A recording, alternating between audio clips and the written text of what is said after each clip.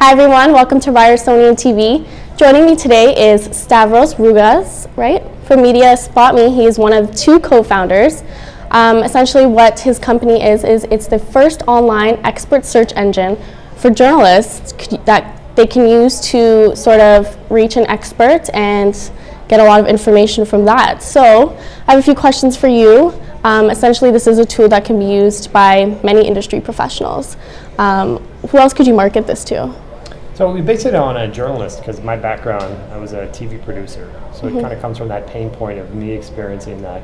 But anybody who's really looking for really high quality, knowledgeable people to speak with. For example, if you are a lawyer and you need an expert witness for a case. So basically people with focused expertise that are able to speak knowledgeably about their expertise.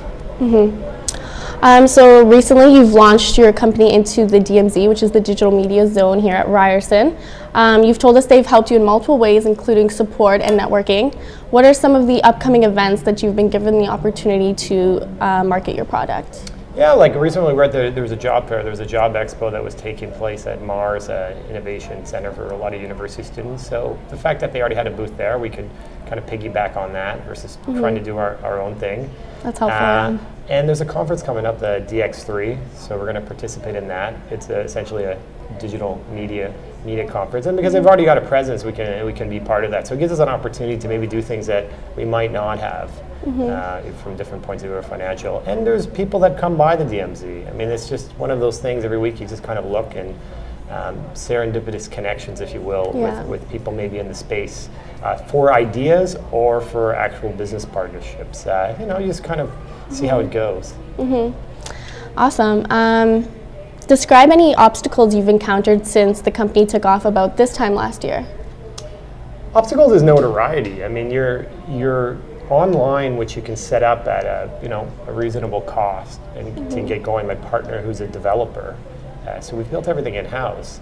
The trick is you're in this open space, but so you have this real estate that you can access very quickly, but then there's everything in that place. Unlike having a corner store where there's a small amount of people that will see you, but at least there's a certain amount that are guaranteed to see it.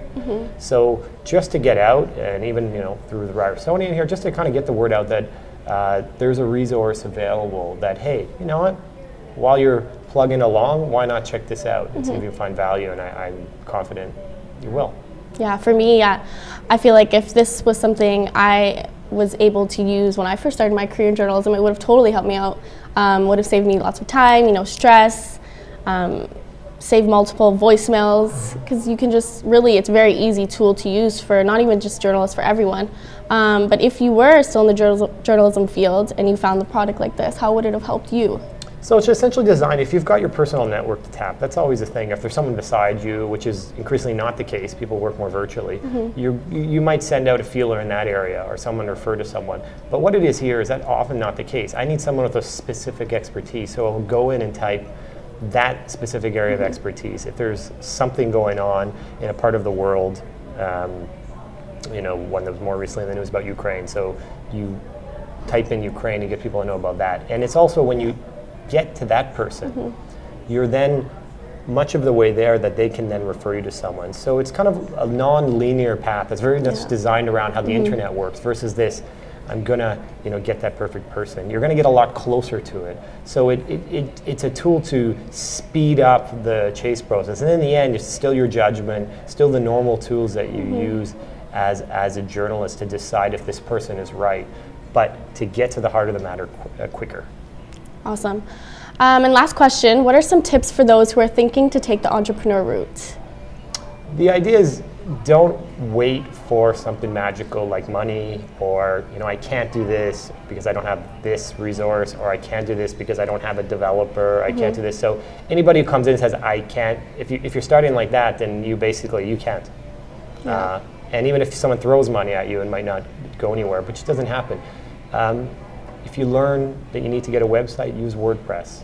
Use something that you can change, because it's going to change. You just need to get something out there to get going, and that's how you can attract attention from others and see how it goes. You've got to experiment on a very low level and don't worry about it early. Then, because you can talk and talk, an idea is, you know, 5 or 10% of it. Yeah. And, you know, the classic story, people say, you know what, I thought of Facebook, you know, I had the same idea.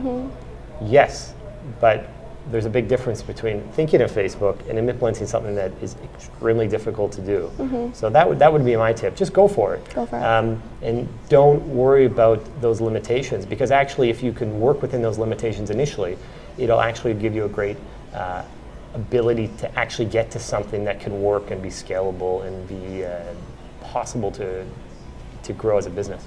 Awesome. Well, thank you so much for being here with us today. We really appreciate having your story. For the Ryersonian, I'm Amanda Soufi.